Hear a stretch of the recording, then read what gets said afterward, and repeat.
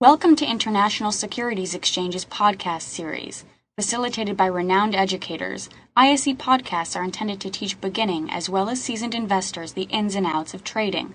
To find an updated list of podcasts, please visit www.ise.com/podcasts. Please be sure to listen to our important message following this episode regarding the risks of investing in exchange-traded options. Lastly, but not leastly, I would like to see all of us ignore the propaganda surrounding short and inverse ETFs. And there is, in my view, a lot of propaganda. For example, false arguments that short ETFs put downward pressure on the financial markets. I don't think there's any evidence of that. In fact, when it comes to threats in the financial system, when it comes to threats in the capital markets, period, I think short ETFs pale in comparison to the unknown world of credit default swaps, or even the $2 trillion hedge fund industry, which is mostly unregulated. So if you look at the assets under management of these products, I just don't think there's enough there to really impact at a great scale the capital market. The other propaganda that we see is the false argument that short ETFs encourage people to gamble. I think the existence of short ETFs does not encourage people to gamble any more than the existence of racetracks or of casinos. They're just a tool. They're just a vehicle that allow people to make bets or trades based upon their analysis or their hunches or what have you. I mean, there's always going to be people who use too much risk or who over-leverage, but it's their own fault. It's not the ETFs themselves that are at fault. It's not the tools. It's certainly not, in my view, the ETF providers that are at fault for this. And lastly, one of the false arguments is that the short ETFs need more disclosure. I don't think that's true at all. I think that what they need is a better uniformity when it comes to the product's names. And this is where the SEC, I think, and financial regulators have not done a good job, is telling the public, or at least telling the ETF industry that, hey, these products should have uniform names. If daily objectives are their goal, then the word daily should be somewhere in the product's name. Or if the product is using 2 or 3 times leverage, then 2x or 3x should be somewhere in the product's name. But unfortunately, financial regulators have not done that. And it's a shame, because I think that that's one of the first steps they should be taking, in my view, in terms of regulating these products in a better way. And some bonus propaganda: inverse and leverage ETFs don't do what they say they're going to do. And I think to some extent this is maybe true over longer periods of time, but over the short run, I think these funds do well at achieving their daily goals. And but over longer periods of time, they do come up short, primarily because they're not meant as longer-term products. Things like index volatility, things like daily rebalancing, things like tracking error and fees. What happens is all those things compound over time and can cause the long-term performance of inverse ETFs to deviate from their daily index returns, or the returns of the underlying indexes on a daily basis. So how can you avoid that as a trader or as an investor? Well, simply put, don't be making long-term bets or long-term investments with short-term products. It's that simple. And finally, wish you the best success with these types of products. If you're going to use them and incorporate them in your portfolio, again, just make sure that you use them that way, correctly. And I guess we're going to address some of the questions. We've got a question from Jerry asking, do all ETFs have an inverse ETF, and where can I find a listing of all the ETFs? What I take that to mean, Jerry, is what you're asking is if all ETF providers offer inverse performing ETFs? And the answer to that, simply put, is no. This is a very specialized area. The main providers of inverse performing ETFs and short ETFs are companies like ProShares and Direction Shares. Ridex, SGI also has a couple of products.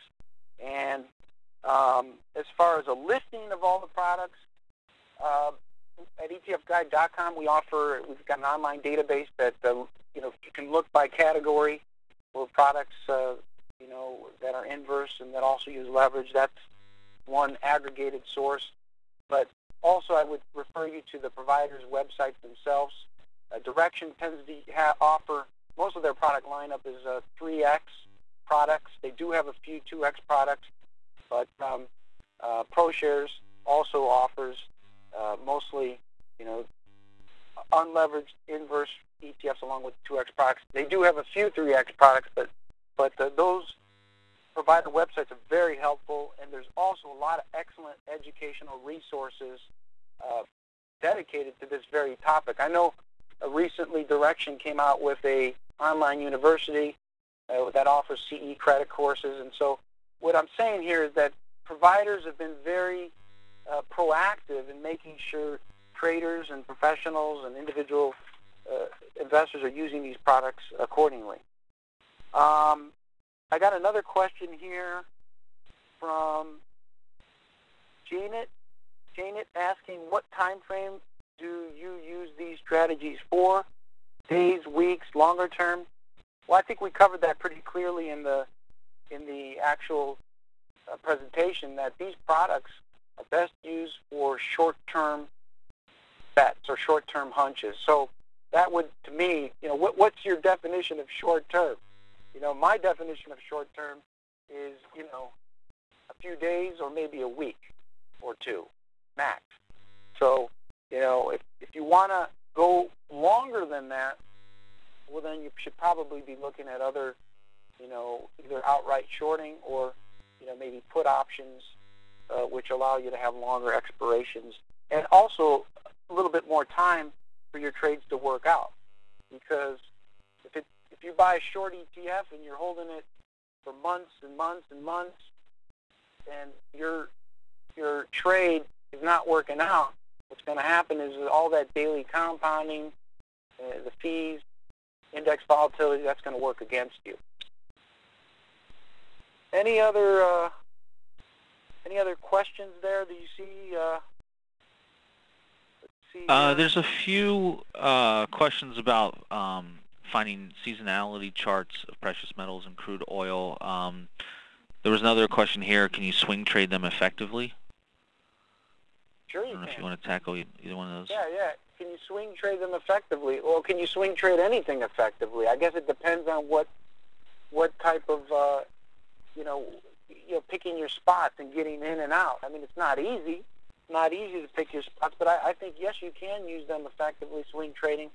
The other thing too, as far as seasonality, is a good resource is the Almanac, Stock Traders Almanac.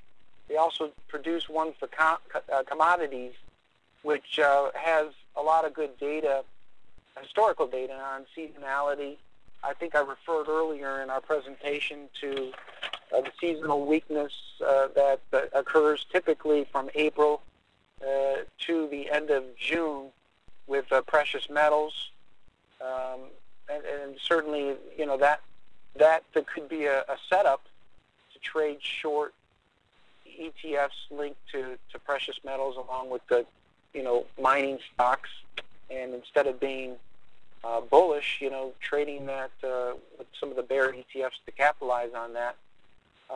But again, these are short-term products, so any types of trades that you're going to make, the trends that you're trying to forecast should be done on a short-term, should be done over a short-term basis. You have to be pretty quick to be in and out. Mm-hmm. Website for ETF Guide, by the way, is etfguide.com. That was asked by Donald. There's also some questions about whether there are options on the inverse ETFs. Options on inverse ETFs, very good question. I think most of the product, it varies product to product. I think that there are some options trading on some of them, but it's spotty. It's spotty. I think as far as specific numbers, I'm just guessing off the top of my head, I'd probably say maybe 10 to 20% of all of these inverse leverage ETFs have options. I think the most of them, though, by and large, do not offer options. But yeah, you can. Like for example, ticker symbol SH, which is the ProShares Short S&P 500 ETF. That's a 1X product. It does have options on it. So yeah, I mean, if you want to trade options, you can do that too. But just really depends on what your time horizon is as far as that is concerned. If you're trying to make an intermediate or long-term bet on the S&P 500's direction, in my view, it'd just be better just to use, if you're negative or bearish, my view would be just better to use, something like put options, which will allow you to custom tailor your time frame based upon whatever expiration you're choosing. So, that would, to me, would be the better way to go versus buying put options on an ETF that has daily objective. Just a thought, my opinion. And there was actually a question here from Sandra. She wants to know, how do we know the daily goal for each fund? Well, it's very simple, Sandra. All of the current products all of the current ETF products, the current products that trade all have daily goals. So you don't have to worry about knowing whether it's a monthly or weekly. And if we do see down the road more products in this space or arena, we could see products that attempt monthly, or maybe even quarterly or semi-annual goals. That's a definite possibility. But all of today's products are daily. Direction Shares has done a great job. All of their products include the word daily, and also whether it's 1X, 2X, or 3X. ProShares, they use the wording ultra short, which refers to either 2X, or I think they use Pro too, to refer to 3X. But again, I think regulators, if they want to start somewhere, better regulating these products, it would be with forcing these product providers to include the word daily along with the 1X, 2X, or 3X. So that's just my view on it. Okay. We had another question from Benny here. Is there anything to consider other than the volume when choosing between ETFs of the same market? Anything besides volume. Take a look at these. Take a look at the underlying index or benchmark. Make sure that it precisely lines up with your particular objective. I would also say trading volume, and what else? I think that's pretty much it. And also too, like we said, Benny, how aggressive of a trade are you trying to make when it comes to bear or inverse performing ETFs? The least aggressive are the 1X products. The most aggressive are the 2X and 3X products. So how sure are you that your particular hunch, will work itself out? If you're 100% sure and you feel very confident about a certain trade, well, then it may make sense to make it a leverage trade of 2X or 3X.